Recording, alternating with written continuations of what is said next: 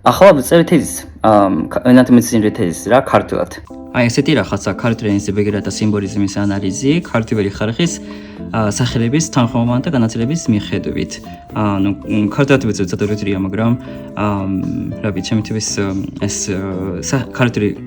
ქართული სახელები ეს თემა ყოველთვის საინტერესო იყო და ამიტომ გადაწყობდი ამ თემაზე წერა თეზისის. უფრო კონკრეტულად გაგიზიაროთ, მაგალითად, აი დავით, გიორგი, ძაზა, ესეთი მამაკაცების სახელებში გვხვდება დ, გ, ძ და ესეთი ბგერები რა, რომელიც ვაძლევს ასე ვთქვათ, უფრო მაგარი ჟღერადობის შთაბეჭდილებას.